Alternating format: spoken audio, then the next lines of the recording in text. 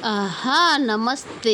अस्ति मलाई भाइरल बनाइदिनु भयो, त्यसको लागि धेरै धेरै धन्यवाद। ल आज आउनुहोस् फेरि तपाईँ पनि फेरि मसँग भाइरल हुनको लागि। यो मेरो घर हो, मेरो साथी हो। हामी सँगसँगै जाउँ। कहाँ जान्छौँ भन्दा यो बिदा छ नि त 2 दिन बिदा।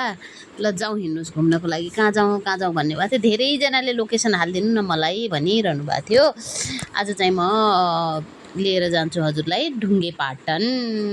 अन्तिमसम्म हेर्नुहोस्, ढुङ्गे पाटनै भन्छन् होला है सायदै। हामी गयौँ एयरपोर्टको अगाडिबाट अनि पुकार पसलसम्म पुग्यौँ। एयरपोर्टको बाटो हुँदै हुँदै हुँदै हुँदै हिँडिरहेछौँ। दाङ यति राम्रो छ, समथर फाँट घरहरू, वरिपरि घर फुल फुलेका छन्। आजभोलि यस्तो राम्रो देखिन्छ। हरियाली चाहिँ सदाबहारै हरियाली हुन्छ है। यहाँ ठुला खालका रुखहरू हुन्छन् नि त। अनि यो बाटो आयो, यो रुखलाई पिपल बरलाई नचिन्ने त को हुन्छ। मान्छेहरूको हेर्नुहोस् त त्यहाँ घरभित्रभन्दा बाहिर नै शीतल हुन्छ कि त्यो बाटो भने मैले। अनि हाम्रो तुलसीपुर उपमहानगरपालिकाले बनाएको मेट्रो कलेज हरिपौरामा छ नि त।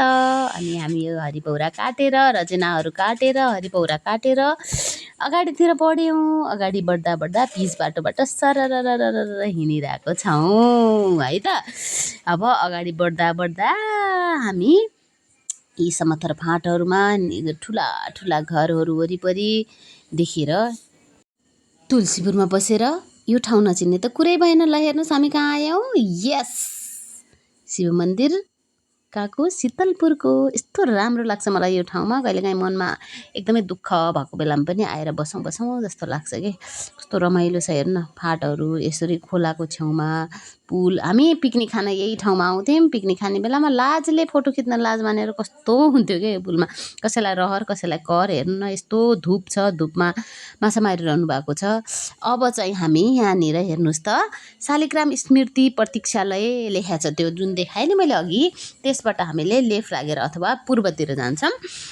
पूर्वतिर लाग्नुभयो भने यस्तो राम्रो बाटो देख्नुहुन्छ, सररररर चिल्लो बाटो देख्नुहुन्छ। हामीसँग मसँग एकजना भाइ पनि, अगाडि 2 जना भाइहरू छन्। यहाँनिर आएपछि भाइहरूले दिदी म त अड्केँ, अब कहाँ जाने भने। अनि यिनी चाहिँ स्टुडेन्ट पनि हुन् है। अनि भाइहरूलाई मैले कतातिर जाने भनेर हामीले सोध्यौँ। हामी कन्फ्युजै भयौँ कि, भाइहरू पनि कन्फ्युज, म पनि कन्फ्युज। अनि हामी त एकदमै आत्तियौँ नि त कता जाने भनेर। त्यसपछि सोध्यौँ त्यहाँको मान्छेलाई। अनि उहाँले चाहिँ भन्नुभयो अगाडितिर जाने भनेर। यो बिचमा चाहिँ मैले क्लिप्स कहाँको राखेको छु मैले, सरी है त, कटाउन जानिनँ फेरि। अनि अगाडि बढ्यौँ। त्यो गाडीले पनि कहाँ जाने हो भनेर उल्टै मलाई सोध्दै थियो कि। अनि हामी चाहिँ सबैजना हाँस्यौँ। ल जाम त, हामी सबैको डेस्टिनेसन एउटै छ भनेर गयौँ। तर बाटो चाहिँ हजुरले सोचे जस्तो छैन है। हेर्नुहोस् त, गद्राङ गुद्रुङ छ एकदमै। अनि बिचबिचमा खोलाहरू कति छ। यो खोलामा अलिकति पनि पाङ्ग्राहरू यताउता भयो भने, एक ठाउँमा लाग्नुपर्ने पाङ्ग्रा अर्को ठाउँमा लाग्यो भने त चिलिमचाट भयो। हामी चाहिँ यसरी बचाएर, धन्न आजभोलिको टाइम भएर बर्खामा चाहिँ हजुरहरू यो ठाउँमा आउँदै नआउनु होला है। हजुरको भेहिकल्सलाई पनि नोक्सानी हुन्छ, आफ्नो ज्यानलाई पनि रिस्क हुन्छ। र फेरि यो जुन बाटो देखिरहनु भएको छ नि, यो बाटो कच्ची बाटो देख्नु भएको छ, यसमा चाहिँ बालुवा के। स्कुटरहरू अलिकति स्पिडमा लयो भने चाहिँ भुस भाँसिहाल्ने खालको छ कि। फेरि बिचमा हेर्नु न, फेरि बिचमा पिच बाटो छ। किन आधा पिच आधा ग्रेभिल गरेर होला। अनि त्यो गाडी चाहिँ अगाडि गइरहेको थियो। पछि मैले पे हरन बजाएँ। अनि त्यो गाडीले अलिकति स्लो गर्छ। अनि स्लो गरेर दाइ हामी अगाडि जान्छौँ नि प्लिज भने। अनि ल हुन्छ भन्नुभयो। अनि त्यसपछि कस्तो ज्ञानी मान्छे। अनि म त्यो धुलो एकदमै आइरहेको थियो नि त हाम्रोमा। अनि हामी अगाडि गयौँ। हामी 2 जना छौँ गाडीमा, बाइकमा।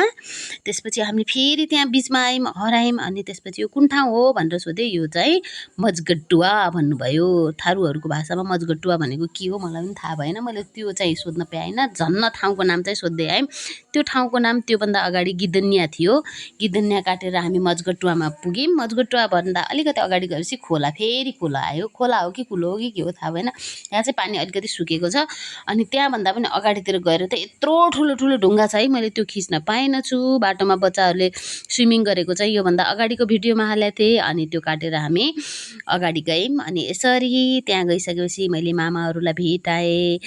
जब चल्छ मेरो रूपको हावा सरर भन्ने गरेँ। टिकटकहरू कति धेरै बनाएँ। टिकटक चाहिँ अर्कोमा पनि आउँछ। अनि यस ठाउँ चाहिँ एकदमै राम्रो छ है पुगिसकेपछि। तर पुग्नलाई नै एकदमै गाह्रो। मेरो कपाल फुर्र उडायो गर्मीमा। यस्तरी कपाल उडाएर पनि मैले भिडियो खिचेँ, फोटो खिचेँ।